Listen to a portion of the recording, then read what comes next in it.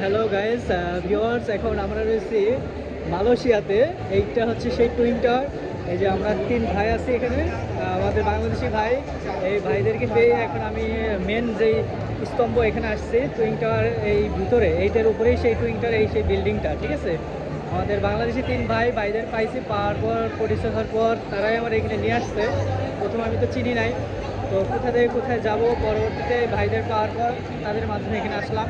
তো ভাইরা অনেক হেল্পফুল, আমাকে দাওয়াত করছে, আমাদের চিনি না জানে না, তারপরেও আমাকে ইনভাইট করে খাওয়াইছে। সো আই এম ফুল, কী বলবো, বাঙালি ভাইরা এতটা যে বাংলাদেশি মানুষকে পাইলে এতটাই আপনার আপ্যায়ন করে, এটা আমার জানা ছিল না। অন্য অন্য বাঙালিদের কাছ থেকে কখনো পাই নাই, এটাই ফার্স্ট পাইছি। এটা আমার জন্য একটা surprise. It is my memorable day, স্মরণীয় একটা দিন হয়ে থাকবে। আর কবে মালয়েশিয়া আর জীবনে আসবো কিনা জানি না। এটাই মনে হয় ভাইদের সাথে হয়তো বাংলাদেশে গেলে দেখা হবে, আর তো মালয়েশিয়াতে আসা হবে না, দেখা হবে না। তো এই সেই ভাই, তিন ভাই। তো গাইজ আমরা এখন রয়েছি মালয়েশিয়ার যে টুইন টাওয়ারের নিচে, এই বিল্ডিংটাতে ঘুরতেছি আমরা।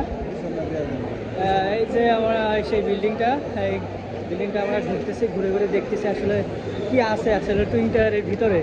হ্যাঁ, টুইন টাওয়ারের নিচে কি আছে, বা এখানে কত ধরনের কত পর্যটক আসে বা ফরেনার আসে, এই ভিডিওর মাধ্যমে আমি আপনাদেরকে দেখাচ্ছি। হ্যাঁ, এই ভিডিওটার মাধ্যমে আমরা আপনাদেরকে দেখাচ্ছি যে এখানে কত ধরনের মানুষ আসে বা কত ফরেনার আসে।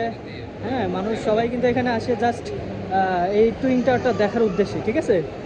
জাস্ট টুইন টাওয়ারটা দেখার উদ্দেশ্যেই মানুষ আসে। আমরা সেই তিন ভাই, বাঙালি ভাই।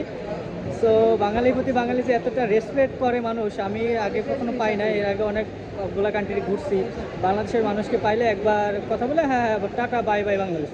সো এই দুইজন ভাই আমার লাইফে একজন ব্যতিক্রম, স্মরণীয়, যে তারা আমাকে পাওয়ার পর আমাকে দাওয়াত করে খাওয়াইছে এবং আমাকে আসতেই দেয় নাই। পরবর্তী আমাকে নিয়ে ট্যাক্সি নিয়ে তারা ঘুরতে আসছে। এটাই হলো ভাই, আসলে আমরা তো মুসলিম, বাঙালি ভাইয়ের প্রতি বাঙালি প্লাস মুসলিমের প্রতি মুসলিমের যে যে একটা টান, এটাই তারা প্রকাশ করছে। ভাই আমি তাদের কাছে কৃতজ্ঞ, এবং আমি চাই বাংলাদেশের প্রতিটা বাঙালি যদি বিদেশের মাটিতে এভাবে যদি বাঙালিদের প্রতি একটা থাকতো, তাহলে মনে হয় তাদের প্রতি আমাদের কখনো সম্মান, রেসপেক্ট বা আস্থা কখনো কমতো না। কিছু কিছু বাঙালি আছে যারা বাংলাদেশের মানুষকে দেখে, কিন্তু যখন আমরা এখানে নতুন আসি তখন তো কিছু চিনি না বা জানি না।